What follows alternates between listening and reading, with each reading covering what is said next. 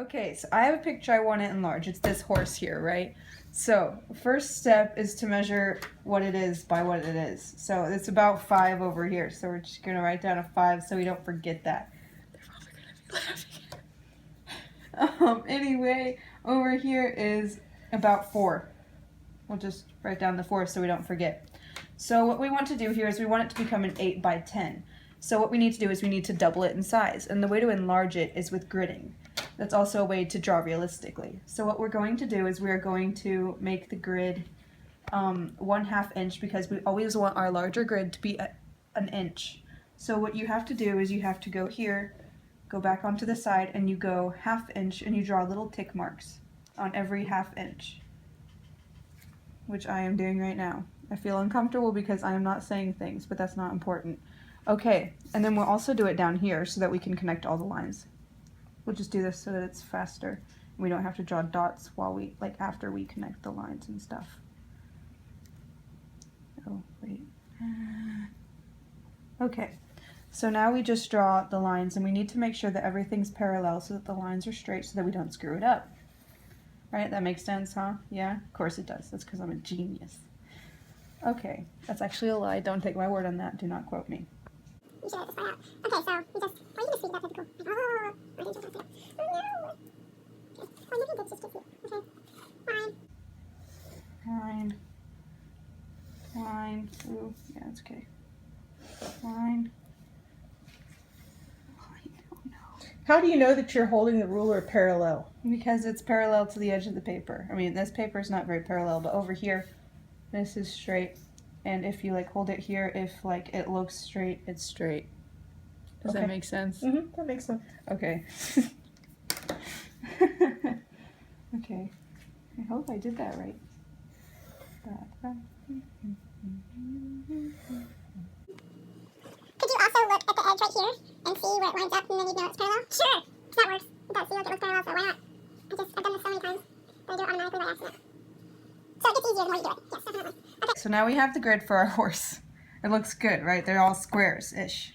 This one isn't, but that's okay. I don't really mind.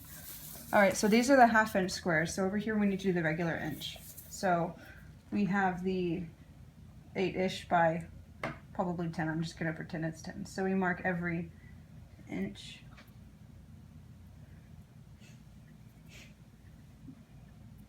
And then we mark every inch down here as well.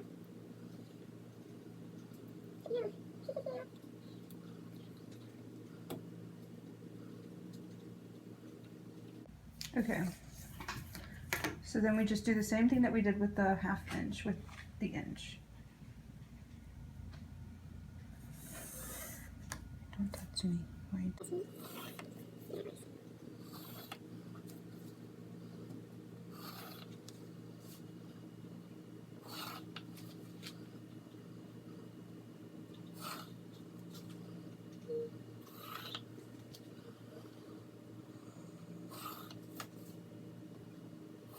Typically, once you get one parallel line, all you have to do is just shift it over and it should be equal every time. As long as you don't move around the road too much.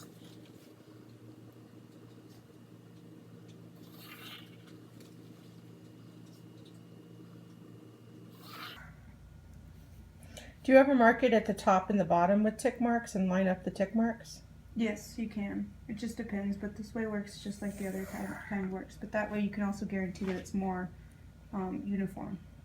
If you don't know what uniform means, it means kind of like, let's go with, oh, yeah, so then, same. Did you hear that?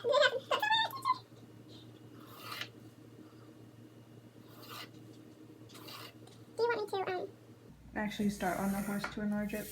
Yeah, show us. Okay, so now we have our grids. And if you see here, this one and whatever this one is are going to be it's going to be bigger because that makes sense. Math, right? That's why you learn math. How many squares do you have this way versus over there? 9. We have 9, and then you mean this way too? 1, 2, 3, 4, 5, 6, 7, 8, 9, 10, 11, and 9. Okay, so you just have to choose which squares you're going to use. Well, what you normally do, since there's 11 and then 9, what we're going to do over here is we're going to have an A, B, C, D, E, F, G, H, I, and J categories, and then we're going to have 1, 2, 3, 4, 5, 6, 7, 8. So we have those written on the outside, but what we can do over here is we can write these on the inside so that we can make it equal. Okay, do that. Okay, so hopefully this works. And this would be like a rough draft, right? Yes. Perfect.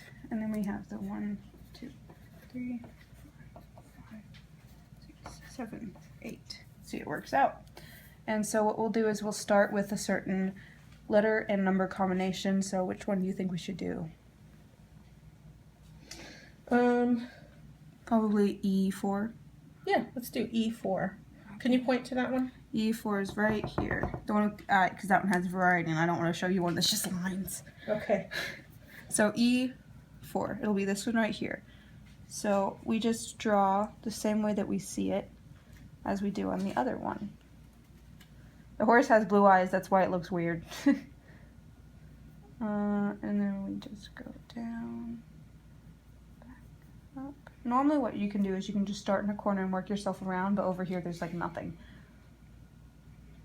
What if I didn't want these animals in the background? If you don't want the animals in the background, just don't draw them. Okay. Simple enough. I do more squares. That way I can like down and do more squares. Right, so it just carries over into the other squares. So it's not a big animal. So you just draw square by square. You just draw square by square, and you don't go on to another square until you've done everything in the first square. And if you want to, you can do every single tiny detail, but I am not going to right now. Do you like using the grid method? Yes, because I feel like I'm more accurate, because normally if I just draw regular, I'm not normally as accurate. Okay, well thank you very much. I'm not done yet. Rude. So cute. Can't you see I'm so drawing? We are going really fast. This is a rough draft. It's looking pretty good. This is one square. So, as you can see, it takes practice. I don't know, practice. Don't put me into this. Yeah, it's right. Bye.